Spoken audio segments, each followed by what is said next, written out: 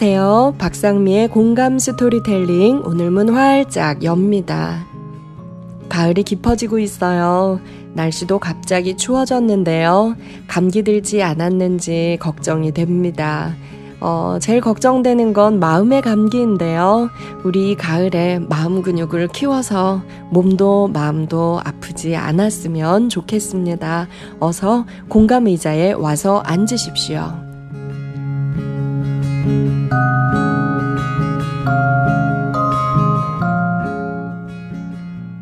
추위와 더위가 없다면 아름다운 사계절은 완성되지 않듯 진실한 인생에는 온갖 날씨가 있습니다. 그 인생이 맺은 열매에는 진심이라는 향기가 배어 나옵니다. 진심으로 자신을 사랑하는 사람만이 타인을 사랑할 수 있고 세상에 선한 영향력을 발산할 수 있습니다. 그들은 현실의 어려움을 핑계로 목표를 피해가지 않습니다. 세상엔 완벽한 사람보다 사랑이 많은 사람이 필요합니다. 무엇을 얻기 위해 사랑하는 것이 아니라 무엇에도 불구하고 사랑하는 사람은 마지막엔 반드시 꿈을 이루는 것 같습니다.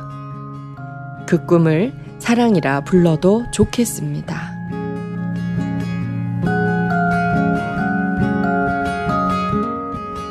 마지막에는 사랑이 온다에서 오늘 낭독은 읽어드렸습니다.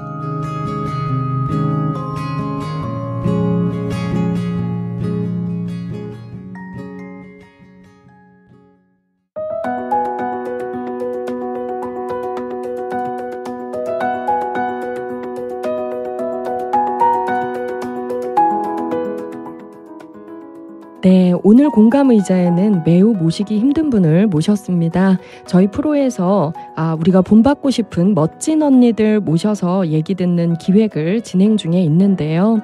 이 언니는 제가 가장 모시고 싶었던 분 중 한 분입니다. 배양숙 대표님이신데요. 사단법인 수요포럼 입문의 숲 많이 들어보셨지요? 입문을 기반으로 한 사회공헌 프로그램인데요. 여기서 집행위원장으로 아주 활발히 활동 중에 있으십니다. 그리고 삼성생명 FC 명예사업부장으로도 일하고 계신데요. 오늘 나눌 얘기가 너무 많아서 정말 걱정이 됩니다. 저희가 1시간 프로그램인데요. 오늘 얘기 나눠보고 저희 이야기가 넘치면 다음에 또 따로 모시도록 하겠습니다. 안녕하세요, 대표님. 반갑습니다. 초대해 주셔서 감사합니다. 너무 아름다우셔서 저희가 화면으로 보여드릴 수 없는 게 정말 안타깝습니다. 화면으로 안 보여주는 게 정말 다행입니다. 변장이기 때문에. 네, 그래서 저희가 오늘 인터뷰 모습은 사진으로 실시간 저희가 올려서 보여드리도록 하겠습니다. 먼저 저희 식구들이 굉장히 궁금할 것 같아요. 수요포럼 입문의 숲, 그리고 예프. 자, 이런 모임들이 어떻게 만들어졌고 지금 어떻게 진행되고 있는지 설명해 주실 수 있을까요? 아까 우리 박상미 선생님이 잘 소개를 해주셨는데요. 저는 이제 비즈니스로는 삼성생명 FC 배양숙입니다. 이제 FC 명예사업부장은 일을 좀 열심히 하니까 회사에서 이제 준 직함이고요. 그 일을 20년간 하다 보니까 이렇게 사회를 통해서 내가 받은 수입을 어떻게 좀 잘 좋은 씨앗 자금으로 운영을 해볼까 고민하던 차에 제 고객이시던 이제 CEO 분들의 삶을 들여다보게 됐고 그 삶을 들어가 보니까 기계 한 대나 아니면 아이디어 하나로 벤처로 시작하셔서 20-30년간을 거의 전 인생을 바쳐서 회사를 만들어 놨지만 실질적으로 자녀들에게 교육을 시킬 수 있는 시간적인 물리적인 시간이 없었기 때문에 어떤 경우는 다 그런 건 아니지만 이세에게 물려줄 입장에서 보니까 자녀는 외국에 유학 갔다 와서 이제 외제차를 타고 다니면서 이제 그렇게 다니는 입장에 있는 이제 2세들이 있던 거예요.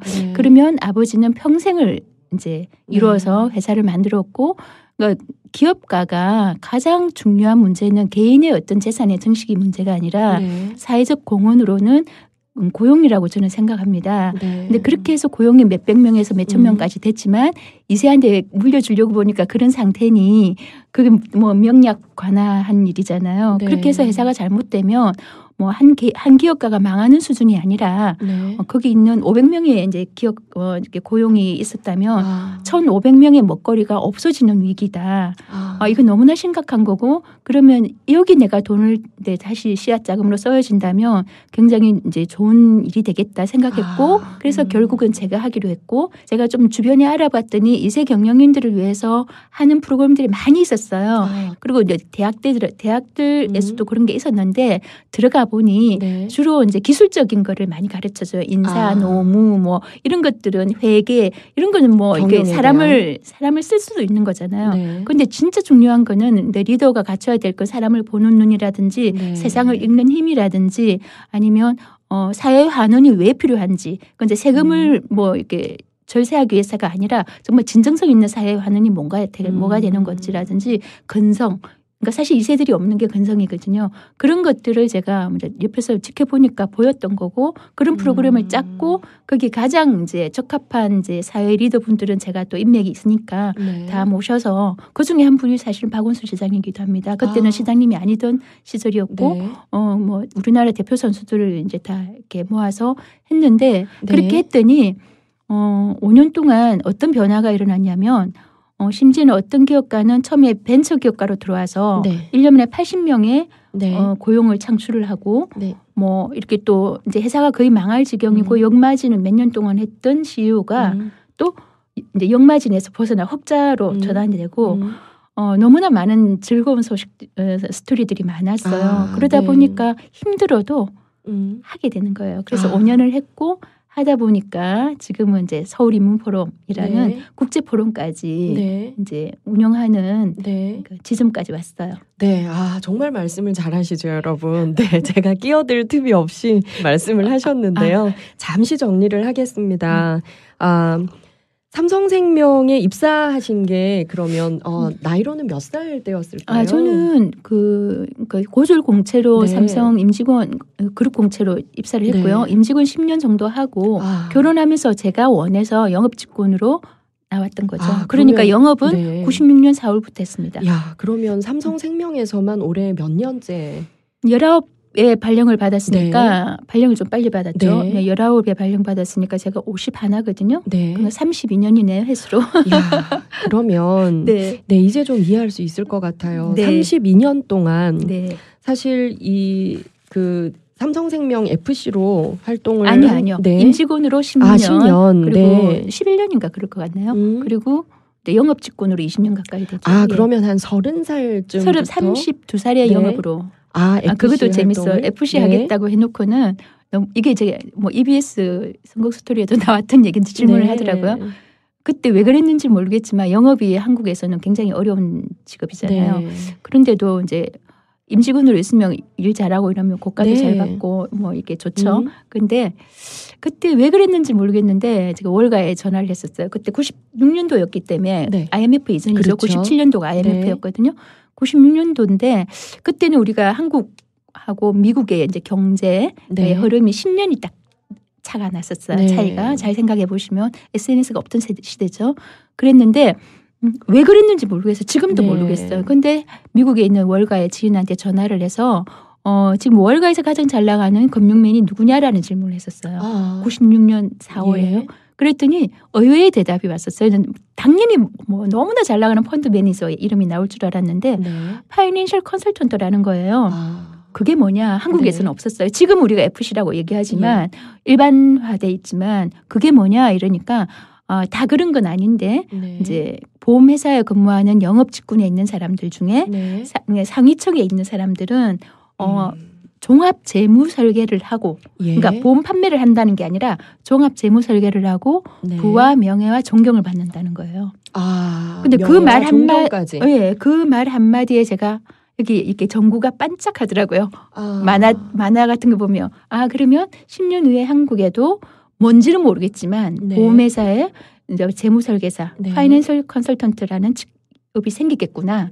그리고 단순 보험 판매를 하는 게 아니라 재무 설계를 해주겠구나. 그 시절에는 FC라는 개념이 없고 보통 전혀 보험 아줌마. 네, 일반적으로는 보험 아줌마였고 그러니까 제가 영업한다니까 다들 기스를 했었어요. 깜짝 놀랐어요. 했었는데 네. 그 전화를 월가에서 그런 얘기를 하니까 저는 네. 10년 후엔 그게 오겠다 믿었죠. 믿었는데 그보다 빨리 왔어. 7년쯤 돼서 네. 외자기 보험사들이 들어오면서 프로덴셜, ING 이런 회사들이 네. 들어오면서 그 기초를 열었던 것 같고요. 그 예언이 맞았던 거죠. 그리고 지금 보험회사에서 보험인으로 네. 보험인으로 근무하면서 벌은 수익을 가지고 네. 많은 세금을 내고 네. 일부를 다시 사회에서 네. 재생산될 수 있는 씨앗 자금으로 사회 공헌을 하는 건 그거는 명확한 사실이기 때문에 네. 굉장히 이제 의미 있는 선택이었던 것 같아요. 많은 분들이 존경하는 네. 멋진 언니로 뽑아주셔서 오늘 이 자리에 초대를 했습니다. 네. 믿을게요. 우리 가족 여러분 좀 많이 놀라셨을 것 같아요. 네. 이분이 어떻게 네, 삼성생명 FC로 살아오시는 분이 이 엄청난 일을 어떻게 이렇게 하실까 잠깐 정리를 해드리겠습니다. FC의 삶을 살면서 1세대 경영인들을 많이 만나셨고요. 이분들을 만나면서 그분들의 자제들인 2세대 경영인들을 보니 이들에게 어떤 교육이 더 필요하겠다. 그러면 이들에게 무엇을 물려줄 것인가. 돈도 중요하지만 인문학적 자산이 더 중요할 것 같다. 이 자제분들 교육을 가장 먼저 시작을 하신 거죠. 이게 예프였던 거지요. 예. 젊은 기업가 친구들. 네, 그래서 이 예프 가정에서 2세대 경영인들을 교육을 해보니까 우리 1세대 경영인들에게도 이런 교육이 굉장히 필요하겠다. 왜냐하면 20년 동안 이분이 참 봉사 활동도 열심히 하셔요. 제가 멀리서 이분 활동을 좀 오래 지켜봤는데요. 겨울이 찾아오면 지금도 산동네에 연탄 봉사도 직접 들고 찾아가시는 분이십니다. 그래서 20년 가까이 직접 봉사로 몸으로 뛰면서 보니까 이런 봉사도 필요하지만 정말 많은 부를 축적한 경영인들이 인문학적 소양이 늘어나고 이분들이 바뀌면 고용 창출도 더 늘어날 것이고 그 과정을 통해서 노블리스 오블리제는 당연히 실현되는 것이겠죠. 이런 생각을 하신 분이어서 제가 좀 놀라기도 하고 또 같은 우리 여자들 중에 이렇게 멋진 언니가 있구나 관심을 가지게도 되었고요. 그리고 또 지금 들으시면서 이 배양숙 대표에 대해서 검색도 해보셨을 것 같아요. 자연스럽게 나오는 얘기인 것 같은데요. 이런 과정들을 개인의 비용으로 하셨어요. 대체 연봉이 어느 정도 되면 개인이 이런 일을 할 수 있느냐 많은 분들이 궁금해 하시는데요.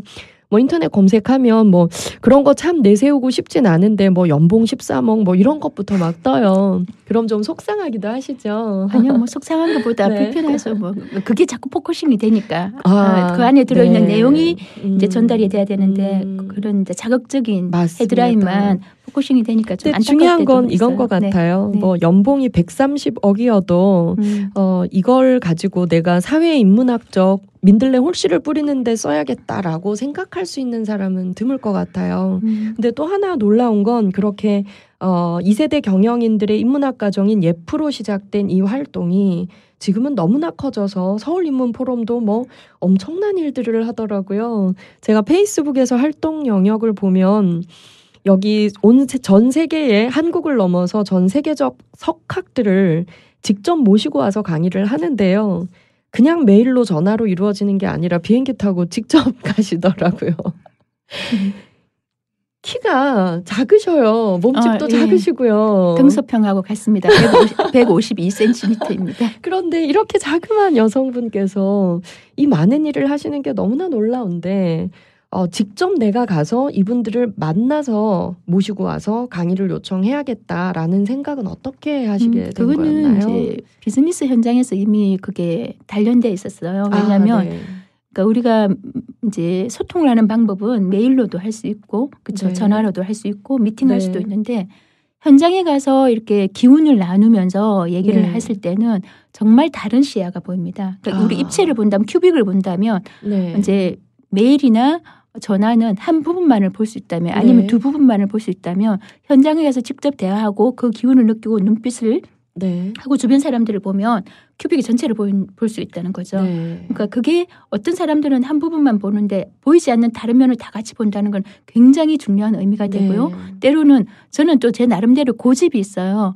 그러니까 세상에서 누구에게 메시지를 주는 사람이 된다면은 그거는 이제 인품.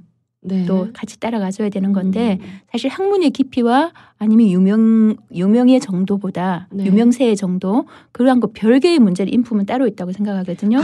네. 많이 느끼셨나요? 네. 저는 5년 정도 하면서 많이 느꼈죠. 그래서 제 고집은 이제 현장에 가서 아무리 유명한 석학이라 하더라도 한두 시간 한잔하면서 이제 대화를 나누다 보면서 그분의 어떤 맑은 시선이나 아니면 기품이나 깊이나 그냥 내가 유명해지기 위해서 아니면 강의료를 받기 위해서 움직이는 건지 아니면 정말 이 사회로 해서 조금이라도 좋은 방향으로 이제 이렇게 방향을 좀 이끌어줄 수 있는 분인지를 만나야만 알 수 있다는 걸 저는 경험으로 통해서 너무나 뼈저리게 느끼고 있기 때문에 사실 쉽지 않은 일입니다. 왜냐하면 전 세계를 서울인문포럼 1년에 한 번씩 하는 걸 준비하기 위해서 석학을 만나려면 뭐 최소한 물리적으로 한 달 반 정도를 집중적으로 전 세계 대륙, 4개 대륙을 다녀야 되는 일이거든요. 네. 그럼에도 불구하고 그 처절한 이제 시간을 견디고 나서 제가 결과를 보니까 너무 잘했다는 생각이 들고 네. 이제 제가 이걸 한 5년 하다 보니까 국내외 석학분들을 자연스럽게 많이 알게 되고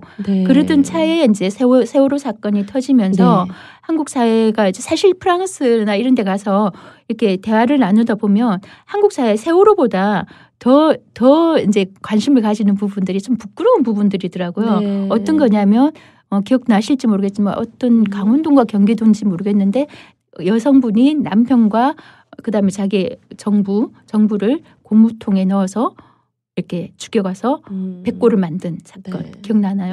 그런 거를 프랑스에서 얘기를 물어보는 거예요. 세월호는 그러니까 제가 한국인으로서 너무나 부끄러운 일이죠. 그게 또 하나는 뭐 김해 쪽인가 여중생인가 여고생인가를 모르겠는데 자기 친구를 뜨거운 물을 부어서 사망하게 하고 그거는 뭐냐면 그거는 그냥 한두 가지의 사례이지만 한국 사회가 2만 부를 넘어가면서 굉장히 건조해지고 이거는 점점 이렇게 탁해지고 있다는 뜻이거든요. 너무 안타까웠어요. 그래서 이거를 어떻게 좀 해볼 좋은 방향으로 이렇게 좀 이끌어 볼 수 있는 게 없을까 생각했고 마침 제가 이제 해외 석학분들 중에서 유명한 분들, 인품 있는 분들을 제가 지인으로 모시고 있고 그러면 이제 국제 포럼을 하나 만들어서 그런 이제 지성인들이 모여서 이제 함께 이루고 더불어 행복하고 나도 행복하고 상대방도 행복한 따뜻한 메시지 이런 걸로 이제 한번 만들어 보자고 이제 기획이 됐던 거고 그 과정에는 이제 스위스 다보스 포럼이 사실은 롤 모델이었어요. 제가 2011년도 1월 달에 제 자비로 스위스 다보스 포럼 다녀왔었는데 거기 가보니까 스위스 남쪽에 조그마한 동네예요. 그냥 동네예요. 동네인데 거기에 세계 경제인들이 모이다 보니까 시간이 이제 거듭되니까 다보스 포럼으로 알고 있지 세계 경제인 포럼이라고 이렇게 명칭하지 않잖아요. 그걸 보면서 저는 어떤 생각을 했냐면 이게 타고난 것 같은데 누가 시킨다고 하겠습니까? 그걸 보면 왜 한국에는 다보스 포럼 정도의 준하는 어떤 이렇게 좋은 모임이 없을까 생각을 했었던 거죠. 그런데 그게 이제 이렇게 저렇게 모이면서 그럼 인문학으로 다보스 포럼처럼 이렇게 서울을 한번 좀 만들어보자. 이런 꿈이 생겼던 거고 그 꿈이 올 1월 14일 날 서울 인문포럼이 이제 성황리에 끝남으로써 그 기초가 다져진 것 같아서 1회였죠. 그런데 이미 내년에 오실 연사분들은 뭐 페이스북에 다 공지가 됐지만 4월에 제가 보스턴에 가서 MIT하고 하버드 가서 촘스키 교수님 만났고요. 그다음에 니얼 퍼거슨 교수님 만났고 마이클 샌들 만났고 다 만났기 때문에 그분들이 와서 또 어떤 메시지를 주실 것 같고 또 10월에 독일 일정 있잖아요. 독일에 가서 유럽 쪽에 또 역석학분들 섭외해서 오다 보면 이게 저는 한 5년 걸릴 줄 알았는데 생각보다 빨리 그러니까 서울 하면 인문학의 다보스처럼 이제 세계 석학들이 여기 오기 위해서 1년 전에 이제 그거를 스케줄을 좀 비우는 그런 일이 오지 않을까 하는 생각이 서울 들어요. 인문포럼은 참여할 수 있는 자격이 그럼 어떻게 특별히 되나요? 자격은 없고요. 이제 우리나라가 지금 인문학이 열풍이다 정말 많은 말들을 하잖아요. 근데 저는 열풍이라는 말을 사실 저는 불편해요. 불편한데 인문학은 열풍이 되어서 되는 게 아니라 아주 어릴 때부터 차근차근 걸음처럼 유기농 걸음처럼 그렇게 이제 쌓여야 되는 건데 한국 사회가 70년대 80년대 이제 경제 성장을 하면서 어쩔 수 없이 그런 걸 놓쳐버렸던 네. 것 같고 지금 이제 2만 불이 오고 3만 불, 4만 불을 가야 되는데 이거를 이제 인식을 한 거죠. 네. 인식을 했고 그런 측면에서 본다면 인문학 열풍이라는 건 유의미하다고 네. 생각해요. 그럼에도 불구하고 너무나 많은 지금 5천 명을 모아서 뭐 플라톤 아카데미에서 하는 것도 있고 이제 지금은 어느 정도까지 확산이 됐냐면 네. 구립 도서관의 어린이 인문학까지 왔다는 네. 거죠. 이 서울 인문포럼 홈페이지에 들어가면 이 배양숙 집행위원장이 직접 쓰신 인사말이 있어요. 제가 이 인사말을 읽고 이분을 이해하게 되었는데요. 잠깐 일부만 읽어드리겠습니다. 이 시대의 지성들이 물질 만능과 출세 위주의 현실이 낳은 인간성 상실의 시대를 더 이상 두고 볼 수 없다며 입을 모으고 있습니다. 그도 그럴 것이 실제 우리가 눈으로 지켜보고 있는 현상들은 참으로 안타깝기 때문입니다. 국민소득 2만 5천 불을 이루고 고학력자들이 넘쳐나는 현재 이 시대를 살아가는 이들의 눈빛 속에는 되레 상실감과 불안만 가득합니다. 안타까운 현실에는 눈을 돌리고 내일을 꿈꾸지 않으며 오늘의 경쟁에서 밀릴까 불안해합니다. 가족들끼리는 대화가 줄었고 이웃들에게는 반가운 인사 한마디 건네지 않습니다. 그 사람은 어떤 사람이니?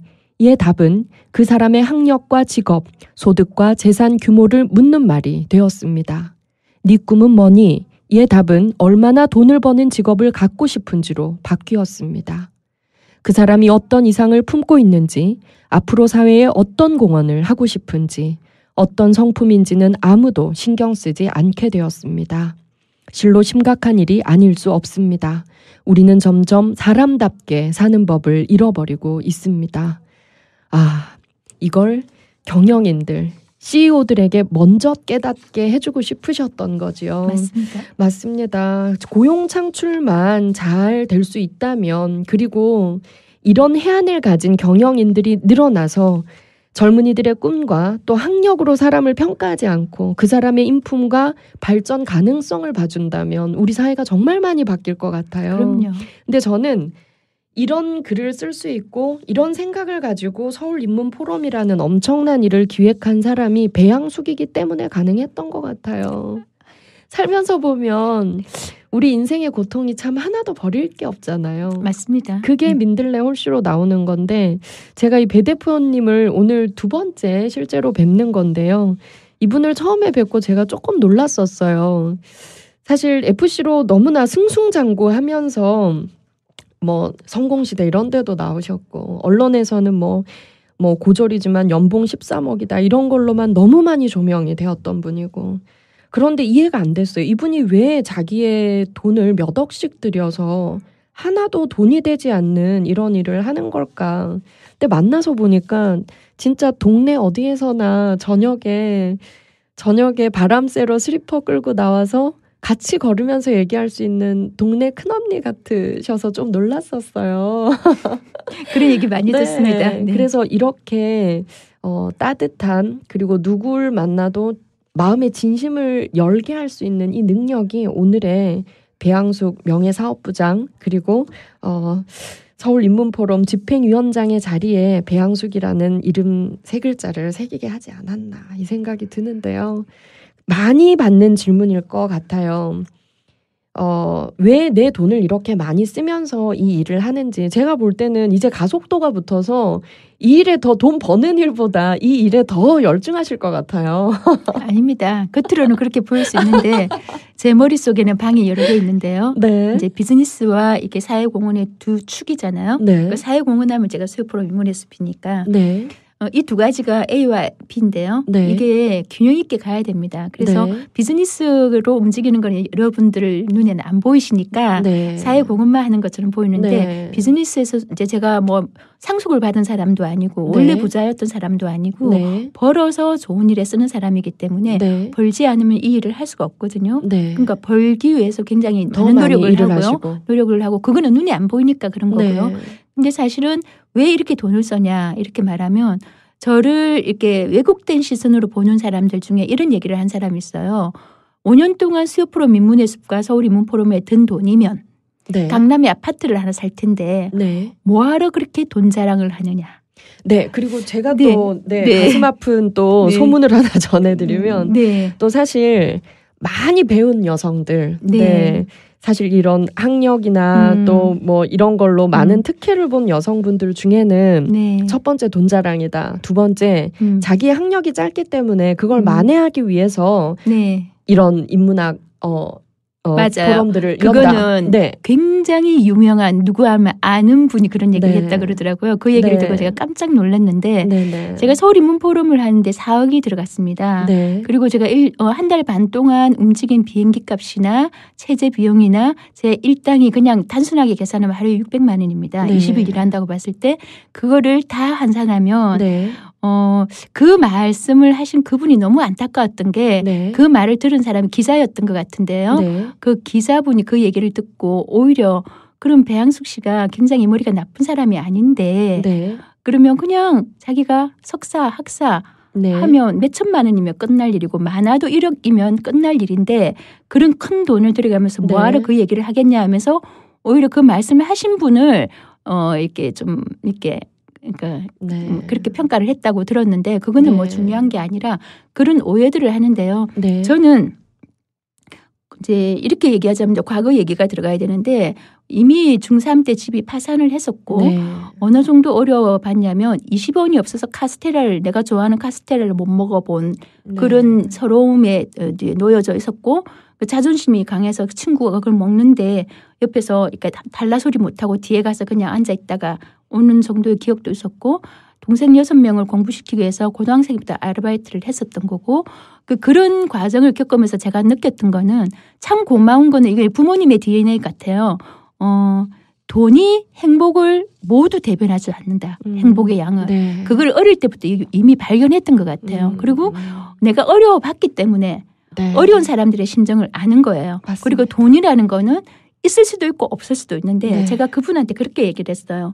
왜 강남에 아파트를 한 채 더 살 수 있는 돈을 이런 데 지불하느냐라고 질문했을 때 저거는 사람마다 가치관이 다릅니다. 제 네. 주변에 부자들이 너무나 많으십니다. 어떤 부자는 1조 원이 있어도 남을 위해서 1,000원도 못 쓰는 사람도 있고 네. 저는 제 인생의 가치가 돈이 아닙니다. 네. 그렇기 때문에 돈을 벌어서 사람에게 네. 다시 쓰게 하는 거 이게 더 중요하다 생각하기 때문에 그걸 하고 네. 그게 더 가치로 내가 높은 곳에 포지션을 두기 때문에 하는 거다 이런 얘기를 했죠. 그러니까 제가 하는 모든 움직임은 영업적인 면에서 비즈니스 할 때의 내 모습도 그렇고 네. 사회공헌을 할 때의 내 모습도 그렇고 항상 오해를 받아요. 네. 근데 그거는 시간이 지나가면 늘 변하지 않는 진심이기 때문에 네. 5년 전에도 리더들이 좋은 결정을 해야 고용을 유지할 수 있다. 500명의 고용이면 1,500명의 먹거리가 없어지지 않을 수 있다. 네. 실제로 나는 비즈니스 하면서 내 고객 중에 30년 동안 1조 원을 만들었는데 매출. 잘못된 결정 하나 때문에 3년 만에 5천억으로 마이너스가 됐고 그 5천억 마이너스 되면서 고용 600명이 줄었어요. 그 600명이 줄면 1,800명의 먹거리가 없어지는 거예요. 네. 그거를 저는 체험을 한 사람입니다. 네. 그렇다면 리더들의 좋은 결정이 얼마나 중요한 네. 중차대한 영향이 미치는지 아는 사람이기 때문에 네. 그 좋은 결정을 하는데 나는 돈을 물론 영업하는 사람들은 자기 노력이에요. 100%. 네. 어떤 사람은요. 12만 명 중에서 생명보험업계 보험인들 12만 명이 있습니다. 네. 12만 명 중에서 어떤 분들은 1년에 1,000만 원을 버는 사람도 있고 1억을 버는 사람도 있고 10억을 버는 사람도 있죠. 네. 그거는 자기 노력에 만큼 버는 거지만 저는 이거는 사회에서 내가 버는 돈이라고 생각하기 때문에 네. 저는 이 돈 벌어서 우리 아이들 공부 잘 시키고 있고 네. 뭐 이게 집에서 살고 있고 네. 그 정도면 됐다는 거죠. 네. 그다음 나머지는 다시 이거 리사이클을 해야 된다고 생각했고 네. 그걸 이렇게 쓴 거거든요. 네. 근데 그거 제 선택이에요. 네. 선택이고 그리고 5년 동안 해왔더니 너무나 좋은 이야기들이 많이 쌓이니까 저는 뭐 예를 들어서 이렇게 서울인문포럼에 들어온 4억이 지금 100억 이상의 효과를 봤다고 생각하거든요. 네. 거기 왔던 리더들이 저한테 피드백 해주는 거는 너무나 고맙다. 새해에 어떻게 살아야 되는지 앞으로 내가 어떤 방향을 가야 되는지 방향을 잡았다. 그러면 100명을 데리고 온 리더가 그 마음이 생겼다면 그 100명한테 영향이 미칠 거 아닙니까? 그렇죠. 그러면 그 가정에까지 다 전파가 그렇죠. 되겠죠. 그렇기 때문에 저는 그게 굉장히 중요하다고 생각했기 때문에 네. 돈이 내 목적이 아니고 돈을 활용해서 어떤 좋은 그림을 그리느냐가 더 중요하다 생각했고 그게 사람이거든요. 네. 그래서 전 사람에 투자했다고 봅니다. 투자라고 한다면 투자는 네. 아니지만. 맞습니다. 예. 실제로 사실 그래요. 이분이 학력 컴플렉스 때문에 이런 일을 한다라고 말씀하신 저도 가까운 교수님이 한 분 있었는데 그분께 그랬어요. 이분이 이 엄청난 포럼을 열기 위해서 이 석학들의 책을 다 읽고 그리고 강사 섭외를 하고 이분의 독서량만 봐도 엄청나다. 사실 이분이 학력 컴플렉스 때문이라면 이때까지 공부한 걸 학교 졸업장을 따는데 썼으면 박사 2개도 했을 거다. 그렇죠. 두세 개는 했을 거예요. 이분의 목적이 그 졸업장이 아니기 때문에 그렇죠. 추구하는 바가 다른 것 같다. 아까 제가 잠깐 말씀드렸다시피 사람들이 왜 모든 상황을 그렇게 왜곡된 시선을 보는 사람들이 있는지 모르겠어요. 학교에서 이제 대학에서 강의를 한두 번 하니까 대학에서 뭐 이렇게 좀 정기적으로 강의해달라는 요청이 들어왔고 그거를 제가 거절을 했는데 시간이 없기 때문에 거절을 했는데 그거조차도 또 다르게 해석하는 사람이 있더라고요. 실제로 여러 대학에서 특임 교수 제안도 받으셨어요? 여러 대학은 아니고요. 이제 아이 대학에서는 이제 겸임 교수를 좀 했었고, 근데 너무 거리가 멀어서 제가 계속 하지 못해서 다른 분한테 좀 이제 양보를 했고요. 그 다음에 또 이제 뭐 K 대학에서는 특임 교수 제안이 들어왔는데 특강은 가능한 일인데 제가 지금 이게 서울 인문포럼, 수요포럼 인문의 숲 그리고 비즈니스만 해도 물리적으로 시간이 없어요. 없는데 학생들한테 강의를 해보니까 너무 집중해서 듣는 거예요. 근데 그 이유를 이제 돌아보면 이론적인 어떤 이제 전달은 교수님들이 훌륭하신 교수님들이 다 해줄 것 같고 아마 배양숙 대표의 강의에 이제 집중하는 거는 배양숙 씨가 이게 스펙을 한국식으로 본다면 스펙이 전무한 사람인데 이 사람이 어떻게 이렇게 10대, 20대, 30대, 40대, 50대를 살아왔고 어떤 상황에서 어떤 선택을 냈고 어떤 가치관으로 움직였고 어떤 사람을 어떻게 대해서 여기까지 왔는가 하는 하나에서 열까지가 다 이제 스토리텔링이잖아요. 경험 이야기다 보니까 그 문제 해결이라든지 방향 제시라든지 실행력이라든지 이런 것들을 도움이 됐던 것 같아요. 아주 집중해서 들었었고요. 그리고 뭐 Y대에서도 그랬고 그러다 보니까 이게 내가 뭐 특임 교수 이런 게 제가 중요하지 않아요. 그게 뭐가 중요하겠어요. 그런 게 중요한 게 아니라 배양숙이라는 한 인간의 그러니까 어른이죠. 사회의 한 어른이고 고등학교 밖에 나오지 않은 어른의 어떤 얘기가 대학생들한테 어떤 실질적으로 조금 도움이 된다면 이건 해야 될 일이다라고 생각을 했는데 따져보니까 특강은 가능해요. 한 번 하면 말이지만 이제 이렇게 수업을 한다면 준비를 제대로 해야 되고 그다음에 이제 피드백도 해야 되는데 그러자니 제 시간이 너무 안 맞아서 정중하게 거절을 했던 거죠. 제가 보기엔 청년들 대상으로 하는 강의를 많이 하시면 참 많은 도움이 될 것 같아요. 그래서 제가 이제 조금 마음이 아팠어요. 왜냐하면 내 얘기를 듣고 싶어 하고 Y대 같은 경우에는 듣고 또 제 이제 과정에 와서 또 추가 더 듣고 싶어 하고 K대에서도 강의를 듣고 또 이제 더 듣고 싶다고 요청이 들어왔어요. 그 ROTC 멤버들이요. 그런데 그렇게 하려면 지금 제가 이제 책을 하나 더 기획을 하려고 하는 이유가 2011년도에 제 15년간의 이야기가 책이 하나 나왔었고 그것도 이제 뭐 한 청년이라도 내 얘기를 듣고 희망을 가지고 방향을 잡을 수 있다면 하는 원인으로 만들었던 건데 그 책 제목이 뭐였지요? 걷는 자 닫고 행하는 자 이룬다. 그 자언과 모험에서 나왔던 책인데요. 그런데 이제 그러니까 학생들을 강의하러 다녀보니까 이제는 내가 또 이제 이 시대를 같이 살아가는 어른으로서 학생들이 내 얘기를 듣고 싶어하고 또 도움이 된다면 그러니까 많은 사람들을 다 만날 수 없으니까 두 번째 책을 이제 조금 기획을 하게 됐어요. 자연스럽게. 그래서 뭐 그거는 우리 박상미 선생님이 잘 이끌어 주실 거라고 믿어. 제가 굉장히 감동을 받았던 일화가 있는데요. 그 첫 책을 내시고 이 책이 10,000부 이상 나갔대요. 그런데 이 책의 수익금을 받자마자 전액을 그때 아프리카에 어린이들 도서관 짓는 데 쓰라고 보내셨다는 얘기를 듣고 이분은 진짜 사람들한테 보이기 위해서 돈 자랑하기 위해서 이런 일을 하는 사람이 절대로 아니구나라는 걸 저는 자랑할 만큼 돈이 있는 사람이 아니에요. 그냥 그때 벌어서 잘 쓰는 편이에요. 보면 정말 일도 열심히 하세요. 맞아요. 이 수요 인문 포럼이랑 서울 인문 포럼 하시기 위해서 평소에 일도 정말 열심히 하시는데요.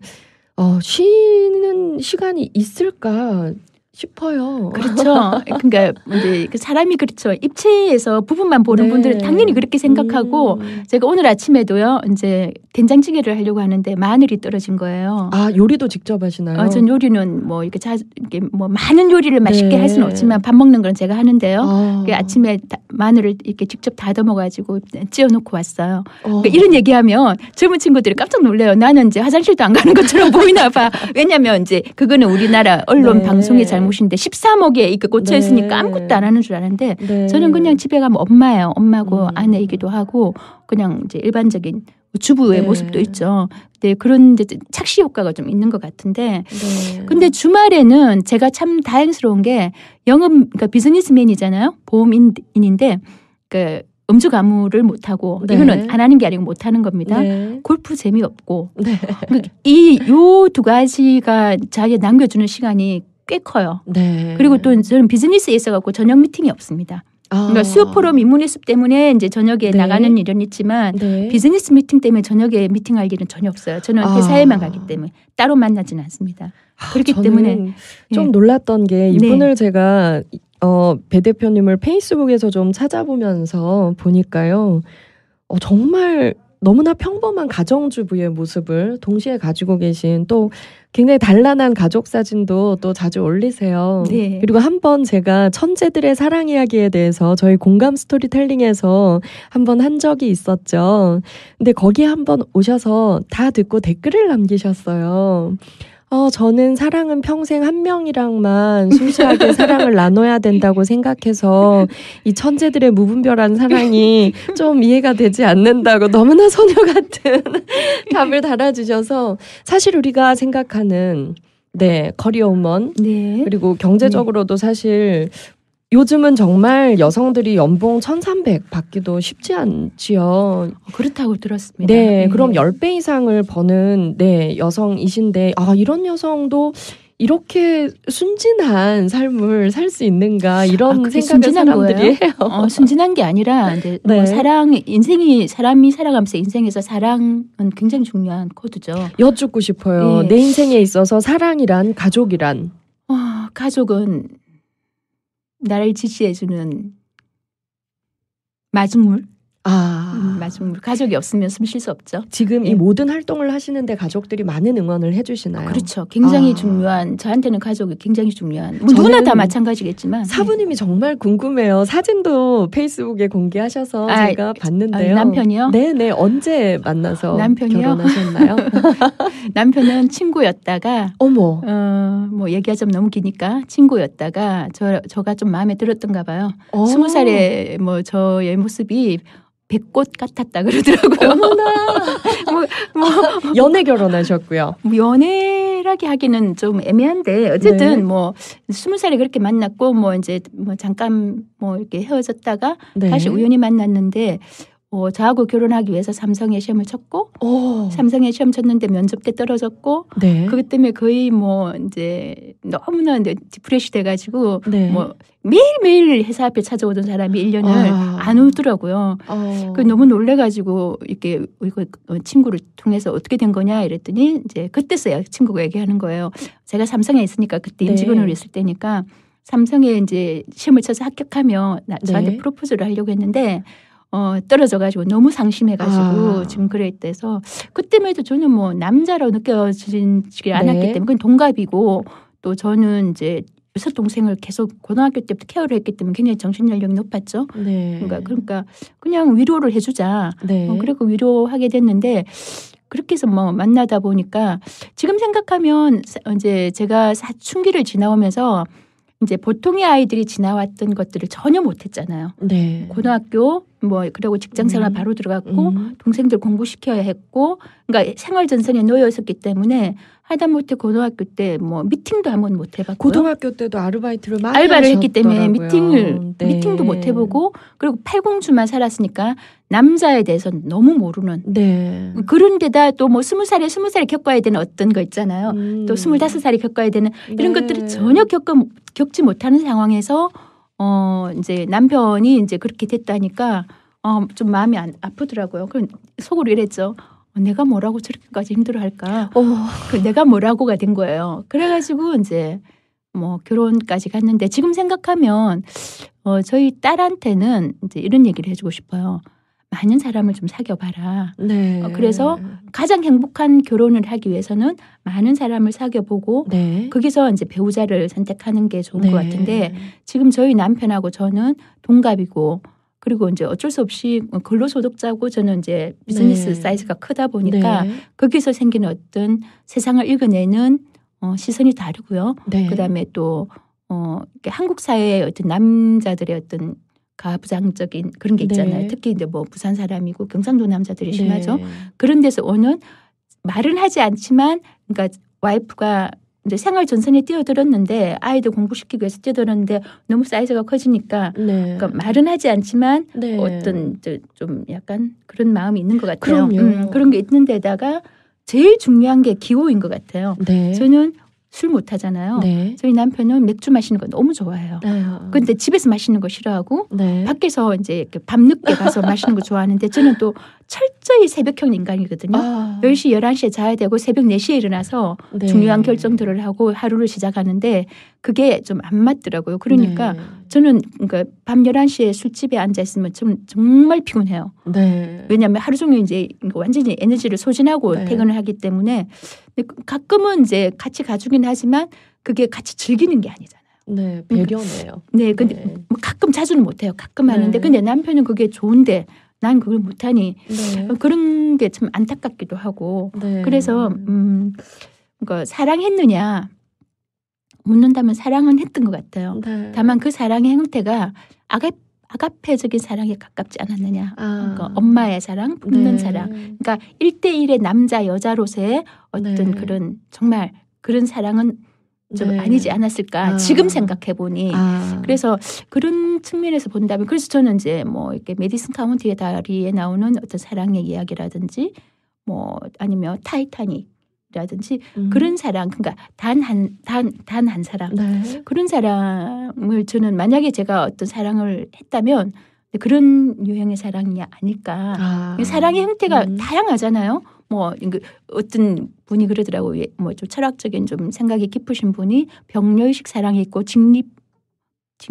직립식 사랑이라든가 병렬식 사랑은 한 사람이 여러 사람을 동시에 두고 같이 좀 평등하게 사랑하는 거예요. 저는 네. 이해 못해요. 네. 그러니까 피카소의 사랑이 어쩌면 그런 네. 사랑이 전 피카소 싫어합니다. 왜 네. 싫어하냐면 솔직하게 말할게 무식해도 할 수 없고 네. 그분의 예술적인 건 굉장히 가치를 받는지 모르겠지만 고가의 어떤 그거에 낙찰되고 하지만 그보다는 자기 사랑하는 여성을 진정으로서 따뜻하게 해주지 않았잖아요. 네. 그 9명의 연인들이 다 뭐 우울증으로 사망하거나 네. 아니면 자살을 하거나 그런 지경에 갔다면 예술가로서는 인정받을지 모르겠지만 네. 여성을 사랑하는 한 남성으로서는 저는 정말 저는 절대 고개를 심하게 흔들 수 있는 그러면 마티스의 사랑은 2명의 사랑이잖아요. 네. 그런데도 2명의 여인이 다 행복했어요. 그림 가격은 피카소보다 못할 수 있어요. 예술가로서는. 그렇지만 우리 새 여성들이 생각했을 때 어떤 사랑이 더 좋을까요? 오직 그 사람, only you가 좋죠. 저는 그런 유행인 것 같아요. 그럼 남편분이랑은 20살 때부터 지금까지 그냥 편안한 정말 든든한 친구? 든든한 친구. 였겠죠. 너무 솔직하셔서. 나는 모르겠어요. 네. 우리 남편도 이제 그 남편 친구들이 이제 공대 출신이다 보니까 뭐 포스코, 두산 이런 데 많이 있어요. 네. 부장급이고 이런데 그분들이 남편을 부러워한대요. 네. 근데 남편은 그 부러움을 싫어한대요. 네. 나중에 들은 얘기인데 충분히 이해해요. 네. 왜냐하면 남자가 가부장적인 아주 오랜 동안 네. 우리나라 사회가 그렇게 됐는데 그러니까 본인이 이렇게 사실 저는 남자가 돈을 많이 번다 적게 번다 많이 벌 수도 있고 적게 벌 수도 있는 거잖아요. 그게 뭐가 문제가 돼요. 네. 그거는 같이 도와주면 되는 네. 일인데 그 과정에서 한 사람이 약간 이제 심리적으로 위축감을 네. 가진다면 그거는 1대1이 안 되는 것 같아요. 그 부분은 어쩔 수 없는 상황인데 참 안타깝긴 하죠. 네, 그게 너무 안타깝고. 그래서 더 많이 배려해 주려고도 애를 쓰시나요? 저는 그렇게 하는데 또 네. 본인은 그렇게 생각하는지는 본인한테 물어봐야 되겠어요. 내가 거짓말할 수는 없으니까. 다음에 한번 두 분을 모셔야겠네요. 우리 남편 절대 안 나오겠죠. 나에게 가족이란. 네. 나에게 가족이란 산소죠. 자녀분들하고도 굉장히 친구처럼 저는 지내시더라고요. 대화를 많이 하는 편이에요. 네. 친구들. 그러니까 제가 영업 20년 하면서 제가 원칙을 지켰던 게 엄마가 사회생활을 하면서 이제 아이들에게 밥을 주지 않는다. 이거는 이제 제 선택이죠. 네. 그걸 원치 않았어요. 그래서 제가 했던 게 항상 집에서 회사 10분 거리에 집을 얻었어요. 그러다 보니까 그게 집값이 여성들은? 올라간다 하더라도 지금 저희가 회사가 서초타운에 있잖아요. 그 반포에 얻었던 이유도 10분 안에 있으면 그러니까 저는 영업하는 사람이니까 임직원들은 7시에 출근해야 되지만 저는 8시 반까지 오면 되니까 그래서 7시에 식탁에 앉아서 같이 밥을 먹고 그다음에 학교 보내고 같이 나오는 거죠. 그거를 20년 동안 했는데 정말 신기한 거는 우리 아이들이 어릴 때 이렇게 했던 그런 얘기들 제가 30분 식사하면서 했던 얘기들을 지금도 기억하고 있더라고요. 아침에 30분 식사를 엄마와 함께 하면서 나눴던 얘기들을 아이들은 다 커서도 기억한다. 기억하고 그게 그 아이들의 가치관이 돼 있고 그래서 적어도 우리 아이들이 훌륭하게 컸느냐 그거는 내가 장담할 수 없지만 적어도 자기의 삶에서 자기가 뭘 선택해야 되고 스스로 선택하고 그리고 부모님들에 대해서 약간 이제 힘들면 부모님이 힘들구나 봐주고 그리고 어떤 얘기든 풀어놓을 모든 얘기를 해요. 그러니까 그런 것들은 제가 워킹맘으로서 좀 지켜온 어떤 고집이었지 않았나. 두 가지가 굉장히 와서 마음에 박힙니다. 집에서 10분 거리에 일하는 여성들은 회사와 집의 거리가 10분 이내여야 한다. 그리고 절대적인 건 아니죠. 물리적으로 그럴 수 없지만 저는 그게 선택을 했던 거고 그게 비용이 더 들더라도 그게 더 가치가 있다 생각했던 건데 모든 워킹맘들이 그럴 수 있는 이제 환경은 아니에요. 저는 그걸 고집했다는 거예요. 그랬기 때문에 아침에 30분 식사하면서 대화하는 게 가능하셨을 것 같아요. 밥상머리 교육이 한동안 굉장히 중요시 되기도 했었는데요. 이런 용어가 방송에서 나오기 전부터 아이들 어릴 때부터 실천을 해오신 거네요. 근데 사실은 제가 영업으로 바꾼 것 중에 하나 여러 가지 이유 중에 하나가 그 이유였었어요. 그리고 또 하나 제가 또 가슴에 와서 닿았던 게 남자와 여자 사이에 누가 돈을 더 많이 버느냐가 뭐가 중요하냐. 근데 보통 우리는 남편이 나보다 훨씬 연봉이 높아야 하고 배우자를 선택할 때도 나보다 돈이 훨씬 많은 남자에게 시집을 가야 하고 보통 여성들의 선택 기준이 그렇잖아요. 그거는 모르겠습니다. 제가 좀 특별한지는 모르겠는데 뭐 독특한지는 모르겠는데 사실 남편이 예를 들어서 직장생활을 하는데 어느 남편이 자기 와이프한테 돈 많이 주고 싶지 않은 사람이 있겠어요. 그렇지만 그거는 그 환경은 자기 마음대로 되는 건 아니죠. 예를 들어서 한 달에 100만 원을 벌어오든 1000만 원을 벌어오든 그분은 한 달 내내 고생해서 벌어놓은 돈이라고요. 근데 그 돈을 많다 적다 할 수는 없지 않을까요? 그러면 안 되는 걸 하려면 나쁜 짓 하라는 소리밖에 더 되겠어요?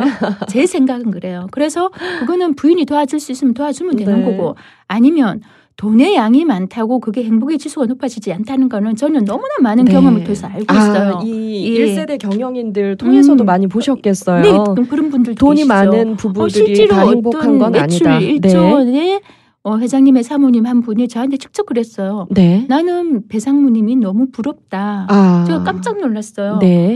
왜 그런 말씀을 하시냐. 저를 아주 오랫동안 지켜본 분이죠. 배상무는 스스로 돈을 벌고 스스로 벌은 그 돈을 가지고 좋은 일에도 쓰고 얼마나 이제 즐거우냐고. 근데 나는 남편이 저렇게 힘들게 번 돈이라 마음대로 쓰지도 못하고 1조 재산이 있어도 그리고 다시 2세한테 물려줘야 될 생각을 해야 되기 때문에 쓸 수가 없다. 그리고 이 돈의 주인이 내가 아니라는 거를 내가 아니다. 이렇게 얘기를 하시는 거예요. 저는 아닙니다. 회장님이 그렇게까지 하시기까지는 사모님의 내조가 없이는 어떻게 그렇게 이루었겠냐고. 그 절반은 분명히 사모님의 역할이다라고 얘기해도 본인은 그렇게 인지를 안 하시더라고요. 그러니까 스스로 움직여서 스스로 버는 돈을 스스로 좋은 일에 쓰는 것. 그러니까 돈이라는 거는요. 돈의 개념은 그런 것 같아요.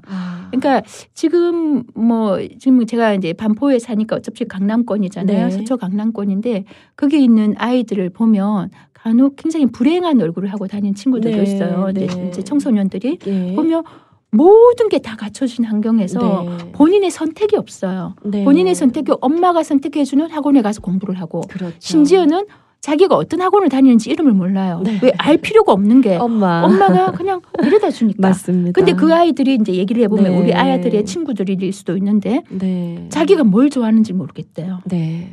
그건 너무나 불행한 일이거든요. 맞습니다. 근데 우리 아이는 다행히 엄마가 바쁘다 보니 네. 밥상머리 교육을 쭉 시켰다 보니 네. 중학교 때부터 본인이 좋아하는 일을 선택하게끔 이제 네. 해줬는데 그걸 잘 하고 있는 것 같아요. 고마운 일이죠. 네. 근데 그런 측면에서 본다면 네. 돈의 양이 이제 삶의 질이나 네. 행복의 어떤 양 네. 비례한다고 볼 수는 없는 것 같아요. 네, 맞습니다.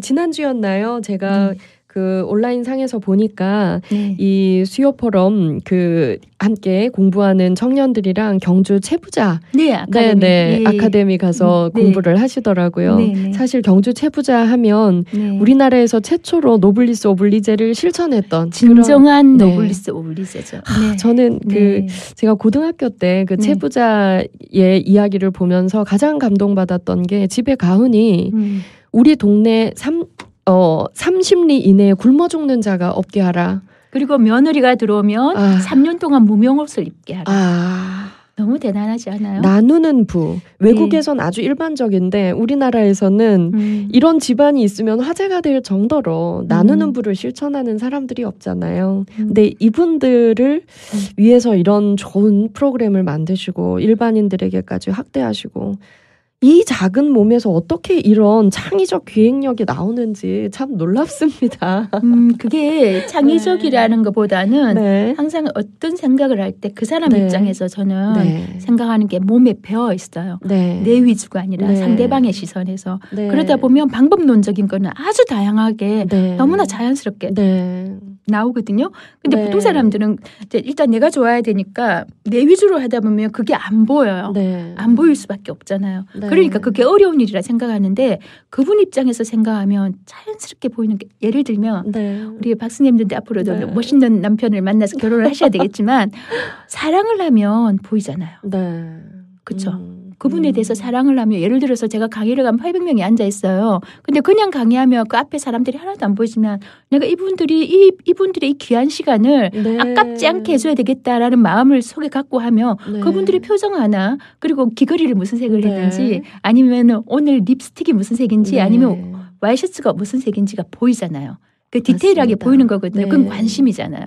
관심이고 그분에 대한 애정이죠. 맞습니다. 잘 됐으면 좋겠다.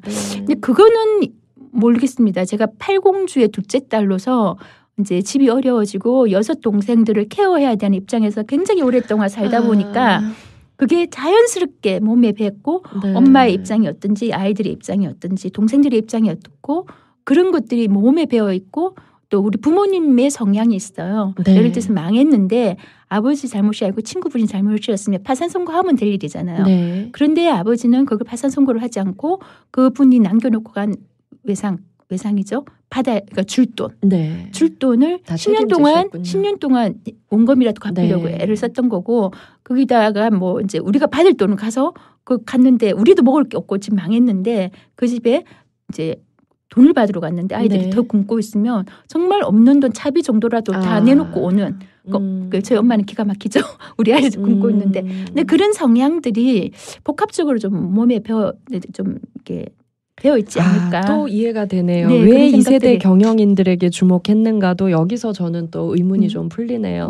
이렇게 자식에게 이런 정신적인 유산을 물려주는 게 너무나 중요하다는 걸 어릴 때 부모님 통해서 몸으로 체험하셨군요.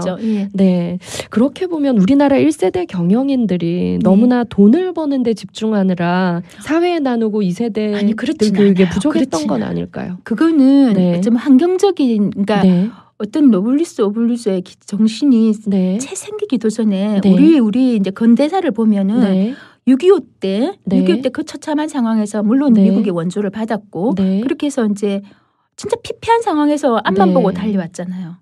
그 앞만 보고 달려오는 상황에서 그때는 먹고 살아야 되니까 공부를 시켜야 되니까 그러다 보니까 그런 것까지 챙기고 올 형편이 아니었던 거고 지금에 와서 이제 그걸 보자니 이제 2세들한테 그러니까 정신적으로 가르쳐야 될 것들이 있잖아요. 가치적으로. 그러니까 기술적인 공부가 아니라 근데 그런 것들을 놓치고 온 거였거든요. 근데 지금 이제 25,000불이 지나면서 그런 분들이 굉장히 2세로 이제 이전해야 되는 이제 기업가들의 양이 양산이 돼가 있는 거고 그분들이 지금 보니까 어떡하냐 이렇게 되지만 그게 그러니까 좀 배양숙이라는 사람도 수요포럼 인문예술부나 아니면 서울인문포럼이나 예포를 통해서 이렇게 작은 실천을 하고 있지만 이런 그러니까 제2의 배양숙, 제3의 배양숙들이 늘어난다면 그게 또 앞으로 그 다음 세대한테는 언제 괜찮아질 것 같아요. 예. 제가 보기엔 이미 너무나 많은 걸 이루셨고 내가 대표님이 올해 51. 만으로 50입니다. 네. 만으로 해주세요. 네. 만으로 저보다 12살이 많으신데요. 내가 12년 뒤에 이런 모습을 갖출 수 있을까 생각해보면 정말 언감생심 꿈도 못 꿀 일 같아요. 네. 그런데도 아직도 이루고 싶은 꿈이 남아있는지.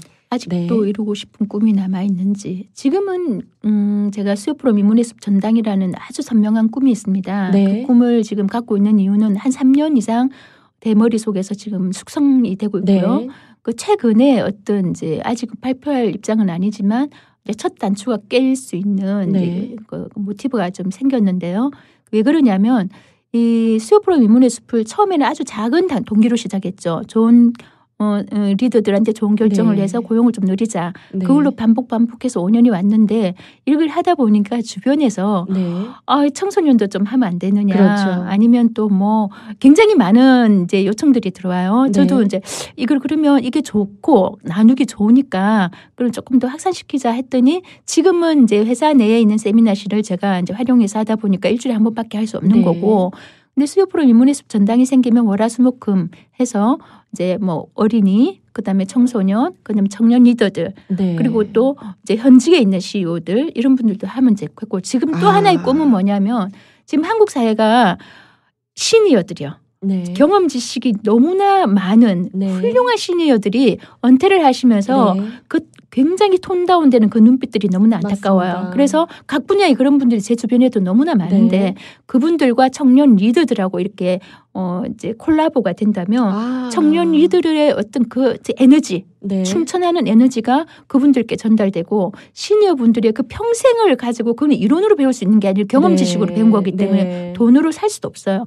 그 경험 지식을 정말 청년 리더들한테 이제 멘토가 되어주시고 전해주면서 그게 그분들은 또 어떤 본인들의 어떤 사회에 기여하는 그러면 그 눈빛이 다시 그러니까 톤 다운된 눈빛이 다시 빛날 거라 생각하거든요.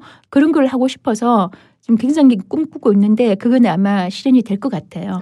이제 그게 이제 시간적으로 한 3년 정도는 이제 숙성이 됐던 거고 4년, 5년 안에 되지 않을까 현실화.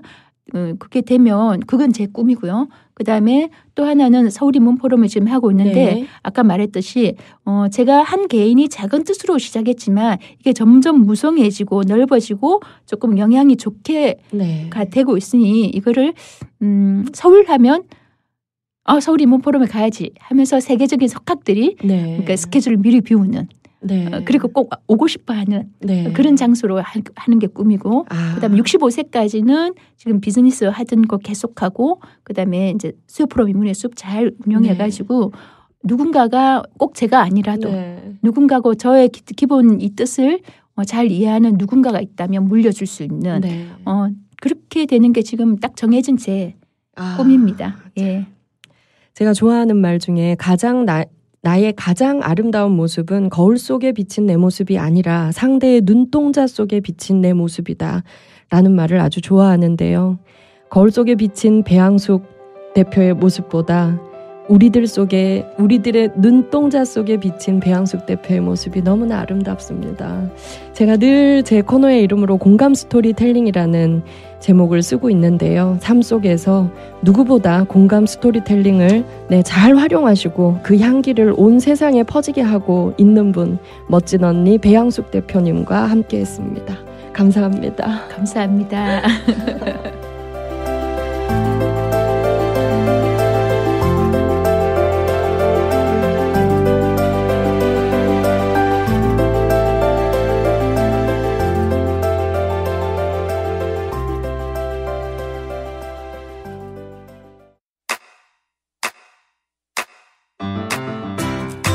국민 라디오 지지하는 4가지 방법 아시나요?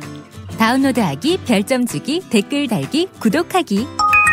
국민 라디오를 보다 많은 이들에게 전할 수 있는 가장 손쉬운 방법. 다운로드하기, 별점 주기, 댓글 달기, 구독하기. 잊지 마세요.